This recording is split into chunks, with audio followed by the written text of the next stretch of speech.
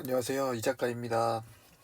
오늘은 제가 주말간 영상을 몇 개 촬영을 좀 하려고 하는데, 그 영상을 이해하기 위해서 좀 알아둬야 될 기본적인 용어들, 그리고 배경에 대한 설명을 조금 해드리려고 합니다. 지금 바깥이고 태블릿으로 하기 때문에 조금 시끄러우실 수 있으니까 그 점 염두해 두시고요. 최대한 쉽게 한번 설명드려 볼게요. 지금 주말 동안 나온 이슈가 두 가지가 있거든요. 자, 미 국채 금리 1.7%에 대한 얘기라, 그리고 인플레이션, 그리고 시장 금리, 그리고 기준 금리 인상, 연쇄 작용이 일어나지 않겠느냐 하는 요 우려, 두 가지 헤드라인이 나왔어요. 이거를 하나하나 천천히 살펴보죠. 자, 먼저 1.7%라는 것은 미국 10년짜리를 가지고 얘기를 하는 거거든요.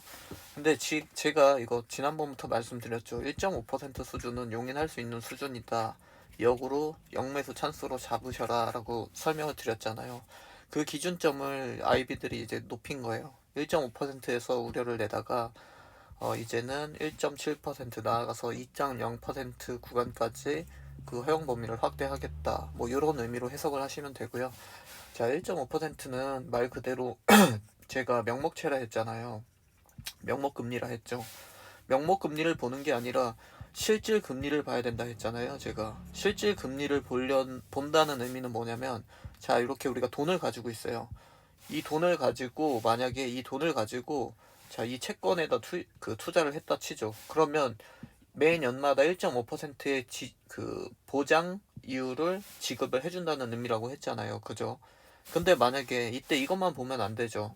이 돈을 가지고 있는데 물가는 또 상승을 가져간단 말이에요. 물가 상승률이라는 게 있잖아요. 같은 상품을 이때 살 때와 일정 시간이 지났을 때 살 때는 그 가격이 달라질 수 있다는 거죠. 물가 상승률이 지금 미국은 1.5에서 1.6% 얘기를 드렸잖아요. 그죠? 그러면 이 돈을 처음에 쥐고 있던 당시로 돌아가서 이 돈을 만약에 가만히 쥐고 있었으면 이 물가 상승률만큼 마이너스가 날 수가 있는 거죠. 같은 상품을 이때는 이 가격에 샀는데 일정 수준 시간이 이상 지나고 나서 물가 상승률이 요만큼 상승을 했을 때는 요 가치만큼을 더 주고 사야 되는 상황이 나오니까 돈을 가만히 쥐고 있었으면 요만큼 뒤로 후퇴하게 되는 거죠. 그죠? 그래서 우리가 요 명목금리, 그러니까 1.5%의 이자를 지급 보장 받고서 투자했던 그 돈에 대한 정확한 돈의 가치를 따지려면요, 요 물가 상승률도 같이 봐야 된다는 거예요. 1.5% 이자를 지급받으면 뭐합니까? 물가는 1.5%만큼 상승을 해버렸는데 그럼 제로가 되는 거죠. 여기까지는 이해가 되시겠죠. 그래서 물가 상승률도 같이 봐야 된다. 물가 상승률을 같이 보지 않으면 정확한 계산이 나올 수가 없다라고 말씀을 드리는 겁니다. 자, 그러면은 그 다음 인플레이션에 대해서 말씀을 좀 드릴게요. 자, 인플레이션 얘기가 많이 나오고 있죠. 인플레이션이라는 건 곧 물가 상승을 얘기를 하는 거잖아요. 그죠? 물가 상승. 자, 물가 상승에도 두 가지가 있어요. 그냥 경기가 회복, 모든 경기 수출 지표라든지 각종 모든 산업재 지표들이 올라가는 수준에 맞춰서 경기가 회복되면서 자연스럽게 물가가 상승하는 것은 건강한 물가 상승이에요. 그죠? 근데 경기 회복과 별개로 그냥 물가가 이 속도에 맞추지 않고 혼자 쭉 상승하는 거, 이거는 이제 건강하지 못한 흐름이잖아요. 요거를 인플레이션이라고 하거든요. 이 현상을. 그죠? 그래서 이제 이 인플레이션 현상에 대한 우려를 지금 나타내는 건데, 자, 미국에 지금 현재 그 물가 상승률이 1.5%거든요. 요게 뭐냐면 코로나 때 미국이 기대하고 있던 기대 물가 상승률이에요. 그만큼 이제 경기가 이만큼 회복이 됐다는 거예요. 그래서 물가 상승률, 기대 물가 상승률을 2.5%로 이제 상향 조정을 했어요. 그러면 그만큼 경기가 이렇게 회복을 했다는 얘기잖아요. 그 지표들은 고스란히 제가 2월 수출 지표를 통해서 말씀을 드렸죠. 유가 수준도 지금 상승을 가져가고 있고 각종 소비재들도, 그리고 모든 수출 지표들이 우상향하고 있습니다라고 계속해서 시향에 적어드렸죠. 그래서 그 수준에 맞춰서 경기가 회복을 하고 있고, 그리고 코로나 확진자 추이도 줄어들고 있어요. 기하급수적으로. 그래서 그 수준에 맞춰서 물가 상승률도 따라가고 있는 중입니다. 그래서 아직은 이 단계에서는 인플레이션을 논하기에는 제가 무리가 있다 했잖아요. 그죠? 인플레이션이란 단어 사용 자체가 좀 과격한 표현이다라고 저는 지금 현재 수준에서는 그렇게 보고 있습니다. 그리고 마찬가지로 1.5%의 10년물에 대한 그 우려는 아직까지는 그 단계는 아니다라고 보는 겁니다. 그러나 우려는 아니지만 그렇다고 해서 안도할 정도까지는 아니에요. 일단 첫 번째로 위험 신호 한 번은 줬다 이렇게 보고 있는 상황입니다.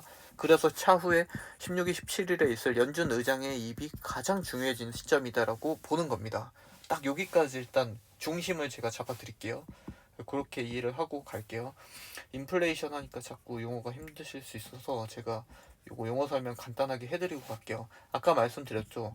시장의 흐름보다 빠른 속도로 물가가 급격하게 상승하는 그 개념을 인플레이션이라고 하잖아요. 우리 학창 시절에 많이 배웠죠. 인플레이션이 이제 그 용어지 않습니까? 물가 상승을 의미하는 용어지 않습니까? 이 반대되는 개념이 디플레이션이잖아요. 디플레이션이라는 거는 물가가 하락을 하고 성장이 멈춘다는, 좀 마이너 성장으로 간다는 그런 나쁜 의미로 같이 쓰이지 않습니까? 인플레이션은 급격하게 올라가는 거, 디플레이션은 급격하게 내려가는 거. 그래서 요 기준점을 맞춰주기 위해서 존재하는 게 금리지 않습니까? 기준금리. 기준금리를 가지고 시장의 유동성을 빨아들였다가 다시 확보시켰다가 하면서 요 물가를 안정을 시키는 거잖아요. 그 기능을 하는 게 기준금리지 않습니까? 요 상위 개념이라고 보시면 돼요. 그래서 요렇게 일단 이해를 하시고요. 자, 그 다음으로 본다면 또 뭐가 있어요? 요새 많이 나오는 게 이제 하이퍼 인플레이션 얘기 좀 많이 나오고 있죠. 물가가 그 기준치보다 훨씬 더 급격하게 더 빠른 속도로 올라가는 거 하이퍼 인플레이션이란 단어 있고요. 그리고 제 가장 최악이 뭐가 있죠? 스태그플레이션 있잖아요. 스태그네이션 플러스 인플레이션 해가지고 왜 경기는 침체돼 있는데 물가만 상승하는 그 과정 가장 최악이죠. 예전에 2차 세계대전 이전에는 그 미국은 경기가 침체하면 물가도 같이 떨어지고 경기가 회복을 하면 그 수준에 맞춰서 물가도 같이 상승을 하는 건강한 시장이었는데 69년에서 70년대 가는 동안에 경기는 계속해서 침체하고 있는데 물가가 폭등을 하는 상황이 나온 적이 있죠. 요게 이제 대표적인 스태그플레이션의 사례잖아요. 그죠? 중요한 건 아닌데 그냥 용어 설명만 해드리고 가려고 합니다. 너무 많이 앞으로 써야 될 용어이기 때문에 그 수준이 이거를 이제 더 만약에 이 스태그플레이션이 더 심화된다 그러면은 슬럼프플레이션 이렇게 부르기도 하잖아요. 그죠? 예전에 다 배우셨는데 지금 오래돼서 좀 까먹으셨을 수 있어가지고 한번 짚어드리고 가겠습니다. 자, 여기까지는 정리가 되셨죠? 그래서 이제 연준, 제가 계속 강조드리지만 연준이 기준이라 했죠. 기준금리를 건드릴 수 있잖아요. 그죠? 이 모든 지표의 기준이 되는 이 기준금리를 쥐고 있기 때문에 가장 중요하다라고 말씀을 드리는 거예요. 연준의 그 형태라고 할까요? 행태? 현재 가지고 있는 행태를 보면 연준의 입장을 듣기 전에 어느 정도 예상할 수 있어요. 자, 연준이 제가 매달 그 1200억 달러 규모의 자산 매입을 하고 있다 했죠. 그래서 시장의 유동성을 확보시켜주고 있잖아요. 그죠? 국채 800억 그리고 모기지 채권 400억 포함해서 매달 요만큼 수준의 자산 매입을 해주고 있단 말이에요. 연준에서. 자, 볼게요. 여기까지는 좋죠. 여기까지는 오케이. 그럼 그 내용을 한번 살펴볼까요? 연준에서 물가채를 많이 사주고 있단 말이에요. 자, 물가채를 사준다는 거는 뭐죠? 자, 채권은 반대로 간다고 했죠. 물가채를 많이 사줘요. 많이 사줘요. 그러면 물가의 가치가 올라가죠. 물가채의 가치가 올라가죠. 근데 올라간다는 거는 채권은 반대 개념이라 했죠. 금리는 떨어진다 했잖아요. 그죠? 요게 좀 많이 지금 아직도 좀 헷갈리실 것 같은데요. 이거를 한 번 더 설명을 해드릴까요? 만약에 어느 시점에 제가 일정 0%의 이자를 보장 지급받는 채권을 가지고 있다고 할게요. 근데 만약에 향후에 이 채권의 금리가 올라갔어. 2.0%로 올라갔다 치죠. 그러면 기존에 나는 1.0%를 보장 지급받는 채권을 가지고 있는데 현재 이제 채권 금리가 2.0%가 됐단 말이에요. 그러면 이 채권의 가치가 어떻게 되겠어요? 떨어지겠죠. 요 개념입니다. 그래서 연준이 지금 물가채를 많이 매입을 하고 있어요. 물가채의 금리는 낮아지고 가치는 높아지고 있단 말이에요. 그죠? 근데 만약에 반대로 연준이 이 물가채 매입을 어느 시점에서 좀 지속하지 않고 축소시킨다 혹은 정지시킨다고 볼게요. 그러면은 물가채의 가치는 반대로 떨어지고 물가채 금리는 올라가겠죠. 그럼 이 말은 뭐냐면 향후에 물가 상승에 대한 준비를 한다는 뜻입니다. 요거는 그냥 팁이니까 알아두세요. 아시겠죠? 현재까지는 물가채 매입을 지속하고 있어요. 그래서 요거는 팁으로 알아두시길 바라겠습니다. 그래서 제가 연준은 지금 맑음이라고 좀 계속해서 몇 번 표현을 드린 적이 있을 거예요. 그래서 일단 지금 현재 상태는 오케이. 그래서 향후에 16, 17일에 지금 가장 문제가 되는 게 10년짜리 장기 채권에 대한 문제잖아요. 장기 채권의 금리가 계속 올라가고 있는 것에 대한, 가치가 떨어지고 있는 것에 대한 문제 지적이 많잖아요, 지금. 이게 곧 기준금리 상승을 의미하는 걸로 해석을 하고 있잖아요, 시장이. 근데 제가 16, 17일에 긍정적인 반응 나올 것이다라고 배경을 뒤에 지금 좀 전에 설명드렸죠. 연준의 입장을 뒤에서 하고 있는 행태를 보여주면서 연준은 분명히 긍정적인 어떤 방향책을 제시할 것이다라는 좀 의견을 드리는 거예요. 근데 보세요. 10년짜리 장기 채권이 가치가 떨어진다는 건 뭘 의미하냐면, 자, 우리가 채권에다가 투자를 했단 말이에요. 한 뭐 1.5%라고 할까요? 근데 향후에 기준금리가 상승을 해버려요. 기준금리가. 그러면은 기준금리가 채권금리보다 많이 더 올라간다 치죠. 그럼 채권을 가지고 있을 이유가 있나요? 필요가 없어지죠. 더 훨씬 더 상위 개념이잖아요. 기준금리라는 거는 모든 금리를 추종하니까요. 그래서 그걸 우려하는 거예요. 지금 요 연쇄작용으로 인해서 사람들의 인플레이션 압력에 대한 우려가 채권 시장의 금리 인상으로 나타났고, 그 금리 인상은 결국 최종적으로, 그러니까 그 본질적으로 그 기준금리 인상에 대한 우려로 직결되지 않겠느냐 하는 게 이제 시장의 해석인데, 자, 그래서 이제 좀 한 가지만 더 봐드릴게요. 그러면은 보세요. 현재 문제가 가장 이제 표면적으로 되는 게 뭐냐면, 장기 채권 금리가 지금 0.2에서 더 떨어졌어요. 지금 0.14까지 떨어졌거든요. 이걸 뭘 의미하냐면 단기 채권의 가치가 올라갔다고 반대라고 말씀드렸죠. 가치가 올라갔다는 거예요. 요거에 대한 해석을 좀 해볼까요? 그러면서 장기 채권에 대한 장기 채권 금리는 높아지고 있어요. 가치가 떨어지고 있다는 거죠. 자, 요게 이제 두 개가 이제 상반된 개념인데요. 자, 0.14와 지금 현재 1.5513가 되잖아요. 지금 그죠? 그럼 이 두 간격이 벌어졌다는 거는 뭘 의미하냐면, 채권의 금리가 올라간다는 가치를 떨어뜨린다고 했죠. 그럼 기존의 장기 채권 보유자들은 무섭단 말이에요. 왜? 장기 채권 금리가 계속해서 상승을 하면 자기가 가지고 있는 내내 이제 가치는 떨어진다는 얘기잖아요. 그죠? 그래서 이제 장기 채권이 처음으로 지난주에 손절이란 단어가 나왔어요. 채권 시장에서. 그래서 보면은 거의 뭐 예전에 1.2에서 지금 1.5까지 올라가는 동안에 30p면은 이게 인덱스로 계산하면은 한 5에서 6% 정도, 그러니까 주식으로 따지면 한 5에서 6% 정도 손실이 나왔다는 거예요. 지난주에 폭등이 장기 채권 금리가 상승을 가져가면서. 그러니까 이제 사람들이 처음으로 손절이라는 단어를 사용을 했어요. 그래서 야, 이러다가 이거 장기 채권 금리 2.0까지 계속 올라가는 거 아니야? 야, 매도하자. 매도하고 당분간 위험하니까 야, 단기채로 바꿔놓자 해서 이 자금이 이렇게 흘러 들어갔거든요. 그러다 보니까 단기 채권의 금리는 더 떨어지는 거예요. 단기 채권의 수요가 높아지면서 단기 채권의 가치는 더 높아져 있다고요. 자, 요 개념까지는 반대 개념은 아시겠죠? 그래서 나온 게 오퍼레이션 트위스트라는 단어가 지금 지난주 말 정도에 처음 등장을 했죠. 이게 뭐냐면 연준에서 이제 개입을 한다는 거예요. 연준이 장기 채권을 매입을 해줘서 장기 채권의 가치를 높여주고 금리는 떨어지겠죠. 그리고 나서 그 자금은 여기서 조달을 하겠다는 거예요. 단기 채권은 팔고요. 단기 채권을 팔면 단기 채권의 가치는 떨어지겠죠. 금리는 올라가면서요. 요거 좀 헷갈리시죠? 그래서 요 두 간격을 좀 좁혀주겠다는 거예요. 연준의 입장이. 요 제도입니다. 그 오퍼레이션 트위스트인데 그 단어가 처음 뉴스에 등장을 했어요. 지난주에. 여기까지는 아시겠죠? 그래서 만약에 요번에 이제 연준이 어떤 의견을 낼지 모르겠지만 뭐 그냥 예상되는 시나리오 가운데 그냥 하나다, 뭐 그 정도로 알고 계시면 되겠습니다. 여기까지는 정리가 되셨죠? 그리고 이제 다음 볼게요. 자, 요거 한 가지만 더 말씀드리고 갈게요. 예전에 한번 말씀드리려다만 개념인데요. 이게 뭐냐면 그냥 간단하게 설명드리면 초과 지준 불이거든요. 여기서 지준이라는 거는 지급 준비금의 준말이고요. 불이는 그냥 이자입니다. 그래서 초과 투자된 지급준비금에 대한 이자다. 우리가 시중은행에 예탁을 하면 그 자금을 가지고 은행들은 투자를 하지 않습니까? 그리고 나서 향후 인출에 대비를 해가지고 일정 부분 이상의 지급준비금을 중앙은행에 예치를 하게 되어 있거든요. 근데 이제 연준에서는 이 그 지급준비금, 기본적인 지급준비금을 초과한 금액만큼 예치를 하게 되면 그거에 대한 이자를 지급하겠다는 제도예요, 저게. 그래서 지금 타이밍에 이거를 왜 말씀을 드리냐면요. 당시에 이제 상황을 조금만 더 설명드릴게요.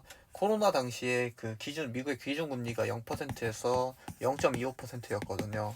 그리고 나서 이 IOER이 한 0.25%였어요. 그러면 이제 시중은행에서 당시에는 그 단기 저위험 자산에 투자를 할 때는 마이너스 금리에도 투자를 하고 그랬었거든요.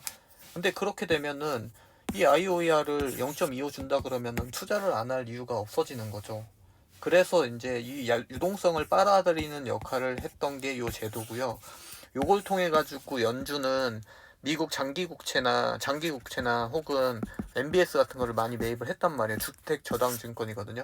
그래서 그 자금들이 고스란히 다시 정부한테로 가는 구조입니다. 미 정부로 흘러 들어가고 그 자금 다시 추가 부양책에 쓰게 되는 이 순환인 거죠. 그래서 저는 미국 그 경기 부양책의 핵심 역할을 했다고 보는 거예요. 이 IOER이.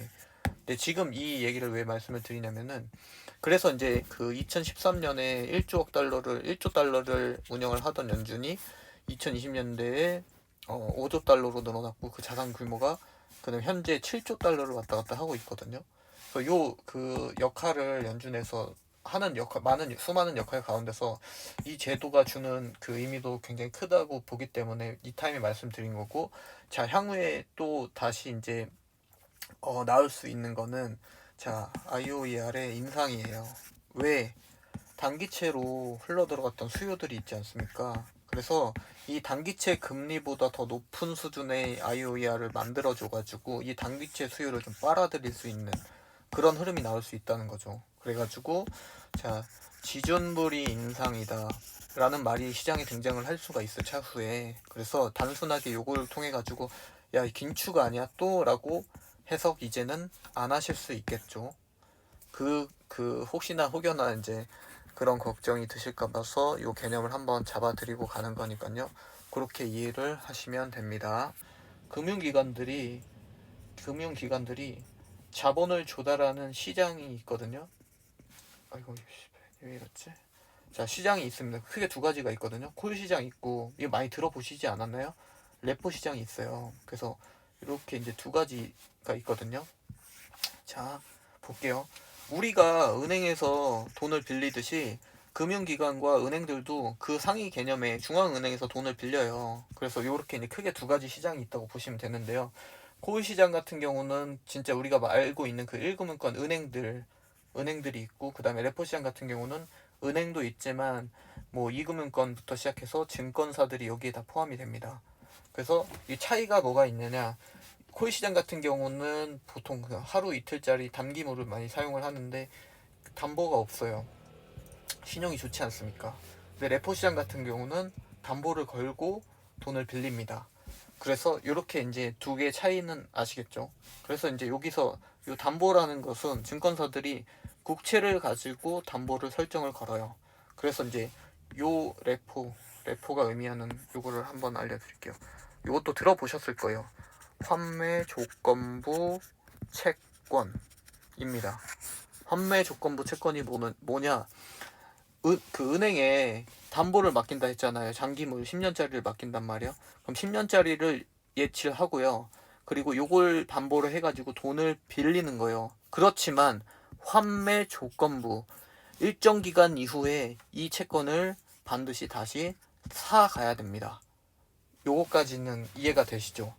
그래서 그 기간 동안에 돈을 빌리는 그 이자율을 레포 금리라고 합니다. 이거 한번 지우고 갈까요? 그래서 요 레포 금리입니다. 그게 레포 금리인데 지금 현재 레포 금리가 마이너스예요. 마이너스 0.05인가까지 떨어졌다가 뭐 왔다 갔다 하는 것 같아요. 그럼 이게 의미하는 게 뭐냐면, 자, 증권사들이 돈을 레포 시장에서 자금을 끌어다 쓰거든요, 보통. 근데 이제 이 레포 금리가 지금 마이너스라는 거는 그만큼 증권사들이 어느 정도 그 자금 흐름이 건강하다는 거거든요. 자금 흐름이 건강한 상태다 이렇게 보시면 되는데요. 만약에 반대로 증권사들이 자금 흐름이 원활하지 않고 좀 어느 정도 위기 상황에 모여 있다 그러면 어떻게 하겠습니까? 레포 시장에서 더 많은 금리를 주고 돈을 끌어다 쓰겠죠. 그죠? 그래서 현재까지 레포 시장은 건강하다. 그리고 오케이라고 보는 거예요, 저는. 요 흐름까지는 이해가 되실까요? 심지어 어떤 상황이 있냐면은 만약에 레포 금리가 낮을 때 있잖아요. 그러면 어떻게 운영을 하느냐면은 자산운용가들이 레포 시장에서 국채를 담보로 해가지고 돈을 이렇게 끌어다가 그 돈을 다시 국채 시장에서 가서 채권을 매입하는 거예요. 그래서 그 채권을 가지고 다시 그 레포 시장에서 돈을 자본을 조달해다가 다시 돌립니다. 요런 형태까지도 나와요. 굉장히 이제 유동성이 풍부할 때는. 근데 현재 이제 좀 봐야 되는 거는 레포 시장에 대한 금리를 연준에서 보고 있어요, 지금. 그래서 통제가 어느 정도 들어갈 수 있다. 요 가능성도 이제 같이 염두를 해 두셔야 되는 거예요. 그래서 혹시나 요런 뭐 레포 시장 금리 인상, 뭐 요런 레포 금리 인상 같은 이슈가 나오더라도 지금 상황에서 저는 오케이 봅니다. 아시겠죠? 요거까지도 이해가 되시겠죠? 그래서 레포 금리도 굉장히 중요합니다. 이게 예전에 언제 3월 2020년 코로나 한창이던 3월에서 7월까지는 한국은행에서 레포를 RP를 매입을 계속 해줬었어요. 꾸준히. 그래서 시장의 유동성을 확보를 시켜줬습니다. 그래서 뭐 레포 시장이 가지고 있는 의미도 어느 정도는 이해를 하고 계셔야 됩니다. 우리가 은행에서 돈을 빌려서 자금을 융통하듯이 증권사들도 자금을 융통하기 위해서 이제 거래하는 그런 규모의 시장이다. RP 얘기도 이제 많이 해야 돼서 이제 어느 정도 기본 베이스는 좀 알려드리고 가려고 이렇게 말씀을 드렸고요. 레포 시장이 만약에 레포 금리가 만약 발작을 일으킨다, 폭등을 한다 그러면은 굉장히 그 금융시장에서는 위험 신호로 받아들여야 되는 거예요. 그 기관들이 자금이 그만큼 그 유동할 수 있는 자금 흐름이 막혀 있다. 뭐 그런 의미로 해석을 해야 되기 때문에요. 예전에 한번 나왔죠. 2019년 9월인가? 그때 한번 레포 발작이 한번 나왔었어요. 보통 레포 금리가 2에서 4% 정도로 왔다 갔다 하거든요. 평균 2%로 주로 왔다 갔다 했는데 저때 뭐 8.5인가까지 올라갔었죠. 갑자기. 그래서 금융시장이 한번 크게 흔들렸던 적이 있다. 요 개념까지만, 별로 어려운 내용은 아닌데 용어들이 조금 헷갈리실 수 있어가지고 좀 어려우실 수 있죠. 진짜 마지막 하나만 딱 더 해드릴게요. 자, 처음에 아까 뭐였죠? 1.7%에 대한 얘기 있었고, 두 번째가 인플레이션이 그 기준금리 인상으로 넘어가는 뭐 어떤 그런 연쇄작용을 일으키지 않느냐 하는 것에 대한 우려 하나 있었고, 마지막으로 나온 이슈가 자 1조 9천억 규모의 9천억 달러죠. 9천억 달러 규모의 자 부양책 추진 중이라는 이슈 하나 더 나왔어요. 그죠? 요거까지 딱 볼게요. 미국이 지금 총 그 작년, 그러니까 코로나가 한창이던 3월부터 시작했죠. 3월부터 이제 부양책을 시작을 했는데 이때 3월에 80억 달러, 그리고 두 번째 3월에 한 번 더 1000억 달러 규모 정도로 한 걸로 알고 있고, 그 이후에 3월 마지막 가장 경기 침체 극심하던 때에 2조 2천억 달러 규모로 슈퍼 부양책을 한번 썼죠. 이게 어느 정도 수준인지 말씀드렸죠, 제가. 우리나라 국내 총 1년 그 모든 국민이 총 생산하는, 가계와 정부와 그 개인들이 생산한 총 생산이 1조 5천억밖에 안 된다고 했어요. 1.5천억 달러밖에 안 된다 했어요. 그죠? 그거를 더 상회하는 그만큼의 자본을 투입을 했었어요. 미국에서. 그죠? 그리고 뭐 그 4월 달에 한 5천억 달러 규모로 한 번 더 했고, 12월 들어서 9천억 정도 수준으로 한 번 더 했고, 그리고 나서 이제 지금이 하나, 둘, 셋, 넷, 다섯, 여섯 번째네요. 여섯 번째 부양책을 지금 준비하고 있다 하는 이슈가 하나 나왔습니다. 7차도 있어요. 이건 아직 정해진 게 없고요. 총 이렇게 이제 흘러가고 있는데요. 자, 볼게요. 1조 9천억 달러 규모로 한 번 더 부양책을 쓰겠다 했어요. 그죠?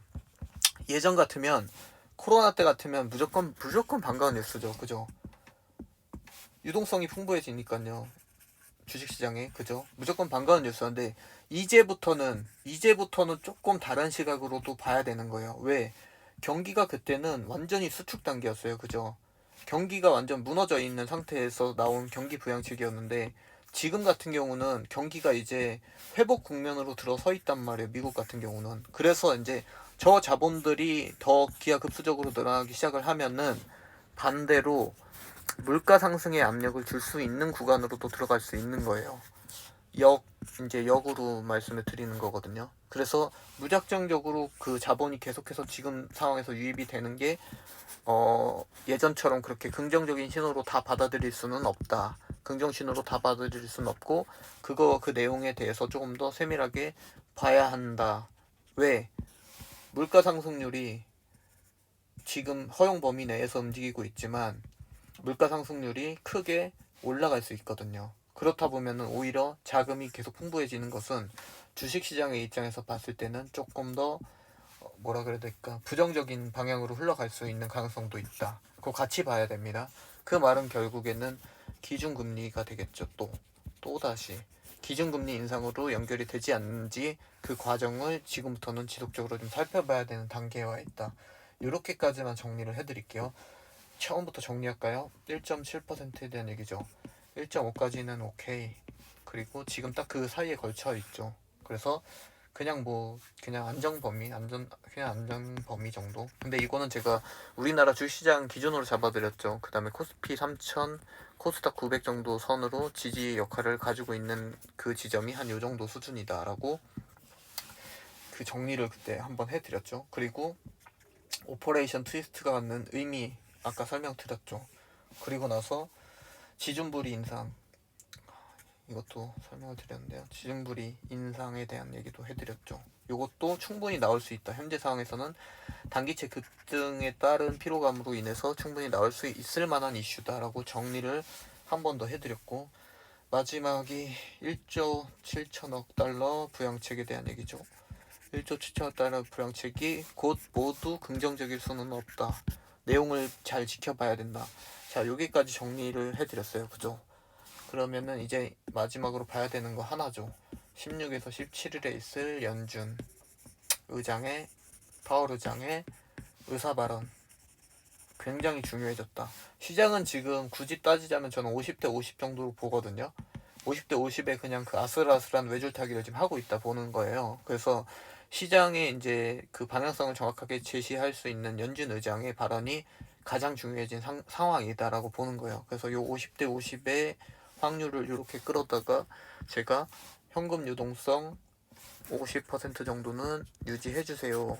연준 의장의 정확한 방향성이 제시되기 전까지는 시장이 작은 이슈에도, 말도 안 되는 작은 이슈에도 흔들릴 수 있으니 요만큼은 가지고 계셔라라고 말씀을 드리는 거예요. 만약 그럴 일은 진짜 거의 없겠지만 테이퍼링, 곧 자산 매입 규모 축소, 요 말이 나오거나 기준금리 인상과 맥을 같이 하는 발언이 한번 나온다.